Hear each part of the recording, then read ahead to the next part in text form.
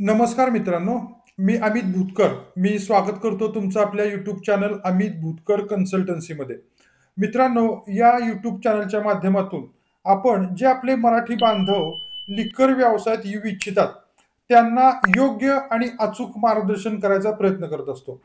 मित्रांनो, काल 30 जुलै रोजी आपण ओपन डे ठेवला होता. ओपन डे म्हणजे काय?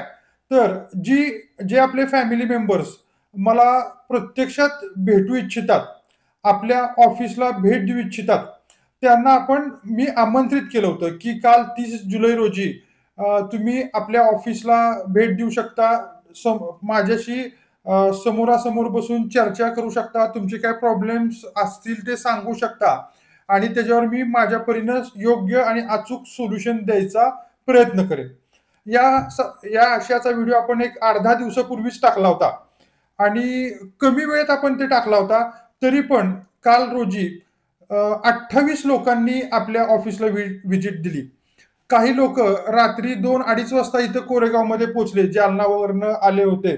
ते 2-2:30 वाजता ऑफिसला पोहोचले. तसेच ऑफिसच्या बाहेरच त्यांनी गाडी पार्क करून ते रात्रभर थांबले. याशिवाय लातूरवरनं आले होते. ते पहाटे 5:30-6 वाजता पोहोचले. ते पण आपल्या ऑफिसच्या बाहेरच थांबून राहिले होते. तर आपण सकाळी 9 वाजता लगेच ॲक्चुअली टायमिंग आपण 11 ते 5 दिलं होतं.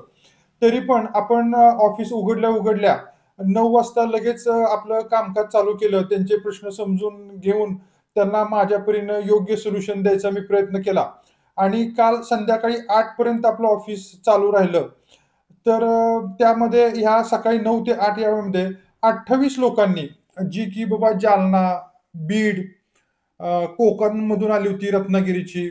कर्नाटकमधून काही आपले फॅमिली मेंबर्स आले होते, की ज्यांना महाराष्ट्रामध्ये कर्नाटक बाउंडरीवरती परमिट रूम बिअर बार सुरू करायचा आहे. ती लोकं जरा संध्याकाळी आली होती. अहमदनगरवरून लोकं आली होती.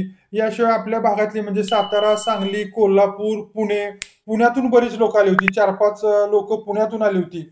अशा प्रकारे काल 28 जणांनी व्हिजिट दिली होती. बारामतीमधून पण काही लोकं आली होती. याशिवाय त्यांच्या संपूर्ण शंकांचं समाधान करायचा मी प्रयत्न केला. याशिवाय पुण्यामध्ये एक वडापावचे फ्रँचायझी आहे. त्यांचं नाव घेत नाही मी. पण एक फेमस फ्रँचायझी आहे. ते प्रत्यक्षात भेटायला आले होते. त्यांना ह्या टाइपमध्ये लिकरची फ्रँचायझी टाइपमध्ये चालू करण्यासंदर्भात मार्गदर्शन केलं. होपफुली पुढं जाऊन त्या गोष्टी योग्य प्रकारे घडतील असं मला आशा आहे. तर मित्रांनो, आज हा व्हिडिओ बनवण्याचं कारण हे असं आहे महत्त्वाचं, की काल आपण 28 जणांना भेटलो. त्यातल्या बऱ्याचशा 10-12 जणांनी आपल्या सॅम्पल फाईल आधीच घेतल्या होत्या आणि त्यांच्या परीनं सॅम्पल फाईलच्या आधारे त्यांच्या परीनं एक्सेलची फाईल तयार केली होती. याशिवाय बाकीचे जे होते जवळपास 1-2 सोडले, तर प्रत्येकानं येताना त्यांनी तयार केलेली फाईल आणली होती. प्रत्येकामध्ये काही ना काहीतरी कमतरता होती. लक्षात घ्या मित्रांनो, कुणाचा मॅप चुकला होता. अ, कोणतरी बाबा ₹2,000-5,000 ₹5,000-10,000 घेऊन एक लोकल आर्किटेक्ट किंवा नुकताच आर्किटेक्ट पास झालेल्या व्यक्तीकडून जनरली बऱ्याच जणांनी नकाशा बनवला होता. आता आपण जो नकाशा आपल्या फाईलला बनवतो, हे जे तुम्ही आपलं ऑफिस बघताच, हे ऑफिस ज्यांनी डिझाइन केलेलं आहे, त्या आर्किटेक्ट साहेबांच्याकडूनच आम्ही तुमचा नकाशा बनवत असतो. याशिवाय फूड अँड ड्रगचं लायसन अनेक वेळा मी सांगितलेलं आहे, की फूड अँड ड्रगचं लायसन आपल्याला ज्याला ₹2,000 फी असते, ज्याला स्टेट लायसन म्हणतात, ते काढावं लागतं. जवळ-जवळ सगळ्या जणांचं जे लायसन आहे, 1-2 सोडले तर ते ₹100चं, ₹500चं लायसन जे वडापावच्या गाड्याचं किंवा भाजी विक्रेत्यांचं वगैरे असतं, ते लायसन काढलेलं होतं. मी ओपनली चुका सांगतोय. लक्षात आलं तुमच्या? ओपनली सांगतोय. ते पण त्या ज्या लोकांनी चुका केल्या, त्या इतर आपल्या फॅमिली मेंबरनं करू नये. हा माझा आजचा व्हिडिओ बनवण्यामागचा उद्देश आहे. ठीक आहे. सगळ्यात पहिली गोष्ट नकाशामध्ये सगळ्यांच्या चुका होत्या. ठीक आहे. नकाशामध्ये सगळ्यांनी चुकून ठेवलं होतं. परमिट गेल्या-गेल्या आपल्याला रेस्टॉरंट लागतं. रेस्टॉरंटमधून बारमध्ये जायची सोय पाहिजे. बारमधला एकच दरवाजा पाहिजे, जो की रेस्टॉरंटमध्ये उघडला पाहिजे. बारमध्येच तुमचं स्टोअर पाहिजे. स्टोअरला जायला फक्त एकच रस्ता पाहिजे, तो बारमधून पाहिजे.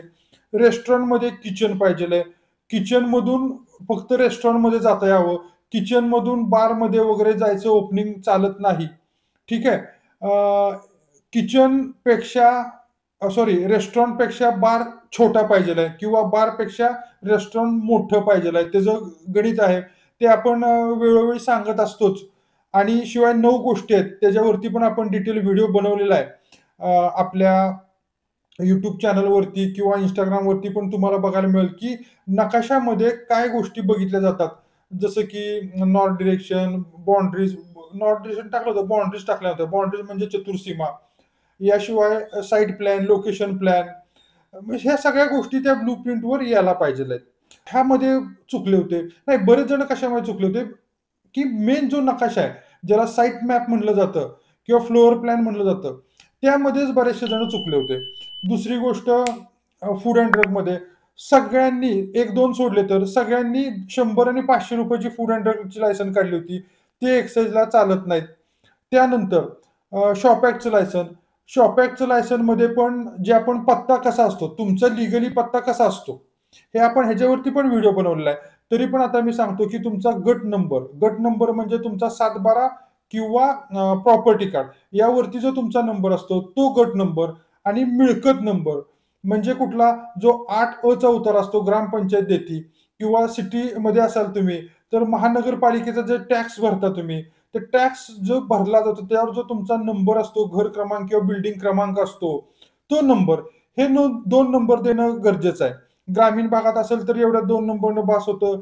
शहरी भागात असेल तर तुमचा फ्लोअर किंवा शॉप नंबर हे द्यायला पाहिजे. लक्षात घ्या. म्हणजे नुसतं बाबा गल्लीचं नाव, गावाचं नाव टाकून उपयोग नाही. त्यानंतर गावाचं नाव, तालुका, जिल्हा, पिनकोड एवढं त्या तुमच्या पत्त्यामध्ये यायला पाहिजेल आहे. तर बऱ्याच लोकांनी पत्ता पण तो नीट टाकला नव्हता, जो लीगली आपल्याला टाकायला पाहिजे, जो मी वेळोवेळी सगळ्यांना सांगत असतो. ठीक आहे. बाकी ह्याशिवाय बाकीच्या होत्या फायली ह्या 2-3च मोठ्या चुका केल्या होत्या. हां, पोलिस व्हेरिफिकेशनवर. पोलिस व्हेरिफिकेशन प्रॉपरली कारण टाकलं नव्हतं.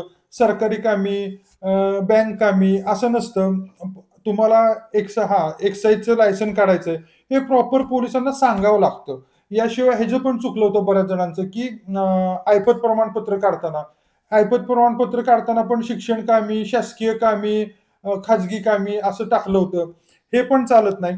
अशा छोट्या-छोट्या गोष्टी चुका करतात आणि त्यामुळं जे मी मागं पण आपण एक एप्रिलमध्ये व्हिडिओ बनवला होता, की एक्साईज डिपार्टमेंटच्या वेबसाईटनंच असं डिक्लेअर केलंय किंवा एक्साईज डिपार्टमेंटनंच त्यांच्या वेबसाईटवर असं डिक्लेअर केलेलं आहे, की मागच्या वर्षी ज्यांनी अप्लाय केला, त्यापैकी 33% लायसन परमिट रूम बिअर बारचे मंजूर झाले आणि 18% लायसन बिअर शॉपीचे मंजूर झाले. म्हणजे 30 आणि 20 धरू आपण. म्हणजे जर 100 लोकांनी परमिट रूम बिअर बारसाठी अप्लाय केला असेल, तर त्यातल्या फक्त 30 लोकांना परमिट रूम बिअर बारचं लायसन मिळालं. उर्वरित 70 लोकांचं लायसन नाकारलं गेलं. तसंच बिअर शॉपीसाठी जर 100 लोकांनी अर्ज केला असेल, ऑनलाईन अर्ज केला असेल, तर त्यापैकी फक्त 20 लोकांना लायसन मिळालं. 80 लोकांना लायसन मिळालं नाही. ठीक आहे. एवढं मोठं आहे म्हणजे 100 पैकी 30 लोकांना फक्त परमिट रूम बिअर बारचं लायसन मिळालं आणि बिअर शॉपीचं लायसन 100 पैकी 20 लोकांना मिळालंय. हा डेटा तुम्ही पण बघू शकता. पब्लिक डोमेनला आहे. एक्साईजच्या वेबसाईटवर आहे.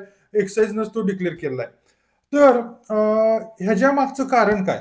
तर ह्या ज्या तुम्ही चुका करता फाईल बनवताना, ते मित्रांनो व्हिडिओच्या मध्येच मी तुम्हाला सांगू इच्छितो, की जर अशा प्रकारचे व्हिडिओ तुम्हाला आवडत असतील आणि तुम्हाला ह्या व्हिडिओमध्ये इंटरेस्ट असाल आणि अशा प्रकारचे व्हिडिओ जर तुम्हाला आमच्याकडून फ्युचरमध्ये पण पाहिजे असतील, तर नक्की ह्या व्हिडिओला लाईक करा किंवा आवडत नसतील, डिसलाईक करा. अजिबात राग नाही. डिसलाईक करा, काय आवडलं नाही त्याचं कारण लिहा. लाईक करा, काय आवडतंय, कशाबद्दल माहिती पाहिजे त्याचं कारण लिहा. काल पण एकाने सजेशन दिलं, त्याच्यावरती पण आम्ही उद्या वगैरे व्हिडिओ बनवणार आहे. काय सजेशन दिलं मॅडम काल एकानं? कशावरती व्हिडिओ बनवा म्हणलेत? आठवतंय का? ठीक आहे. काल सजेशन दिलंय, लिहून घेतलंय. दुसऱ्या मॅडम आहेत त्या, त्यांनी लिहून घेतलंय. असो. तर जर आवडत असतील अशा प्रकारचे व्हिडिओ, तर जरूर लाईक करा, कमेंट करा आणि आपल्या इतर मित्रपरिवारामध्ये, तुमच्या गावातील WhatsAppच्या ग्रुपमध्ये हा आपला व्हिडिओ शेअर करा. जेणेकरून तुम्हाला जर या व्हिडिओतून फायदा होणार असेल तर चांगलीच गोष्ट आहे. नसेल तर आपले जे इतर मराठी बांधव आहेत, ते आमच्यापर्यंत पोहोचू शकतील. त्यांचा डायरेक्टली, इनडायरेक्टली आपल्यामुळं फायदा होईल. ठीक आहे मित्रांनो, आपण पुढे व्हिडिओ चालू करूया. तर 30% परमिट रूम बिअर बार मंजूर होतात आणि 20% बिअर शॉपी मंजूर होतात. हा एवढा मोठा रेशो असायचं कारण काय? तर हे तुमची फाईल तयार करताना ज्या तुम्ही छोट्या-मोठ्या चुका केलेल्या असतात, ह्या चुकामुळं तुमचं बिअर बारचं किंवा बिअर बार परमिट रूमचं किंवा बिअर शॉपीचं लायसन्स रिजेक्ट होतं. आता मी मागं पण सांगितलंय, की बिअर बार मंजूर करायचा जो अधिकार आहे किंवा मंजूर कोण करतं? तर excise office permit room beer bar मंजूर करत नाही.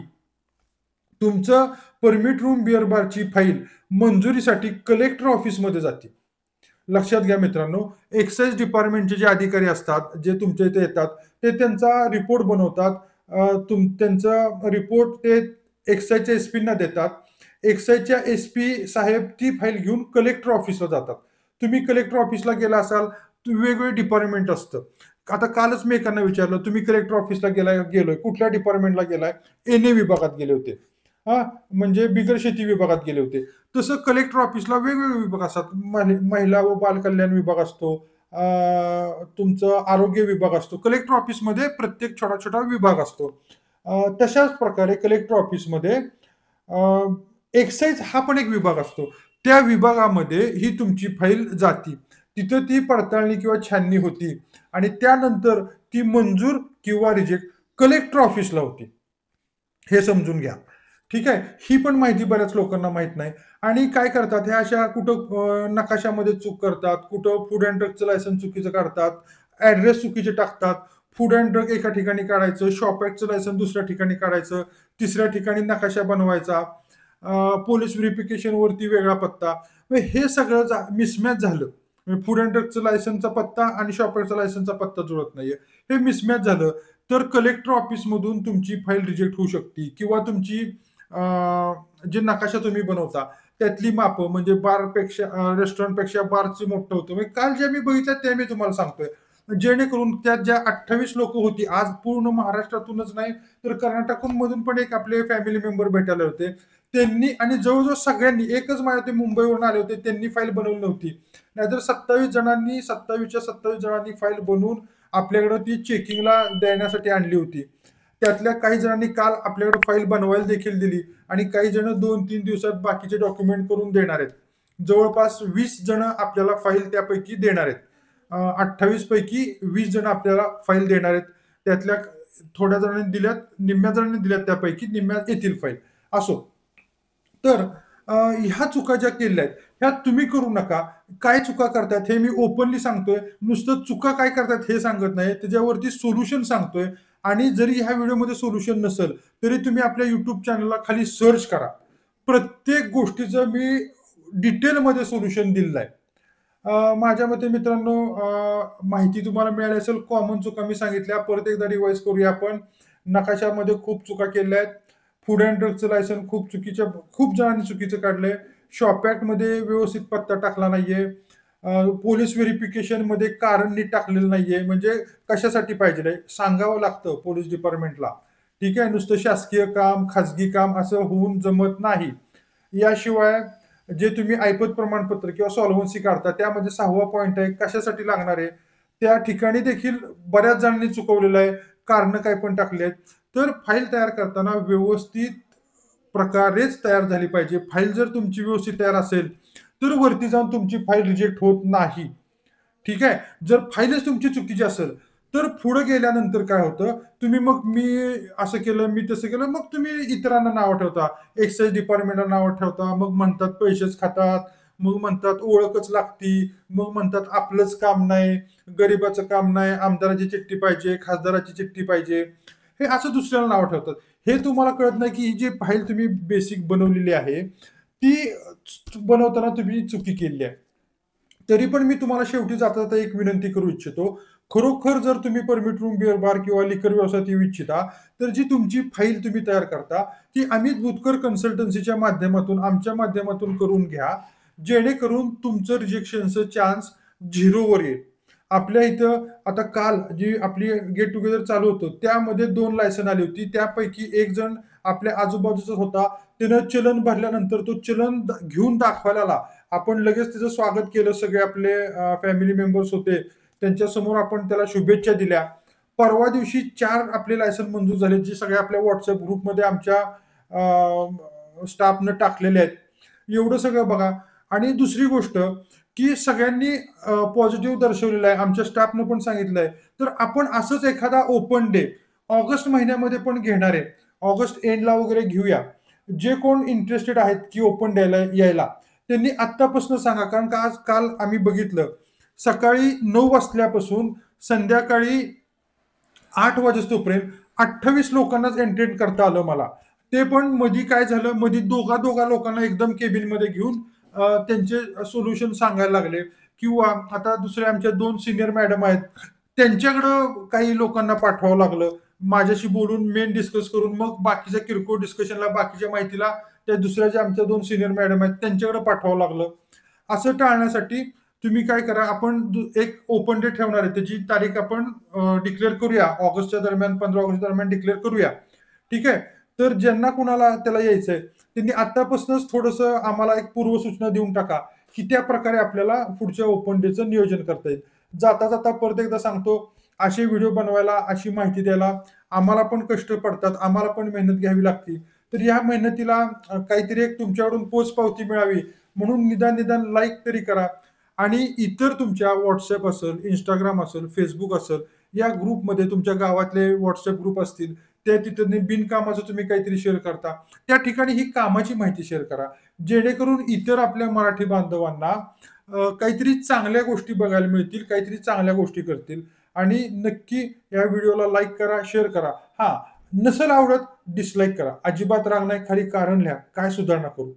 नक्की सांगा. मी तयार आहे. दोन्ही पण तुमचे फीडबॅकला मी तयार आहे. इथंच थांबूया. जय हिंद, जय महाराष्ट्र.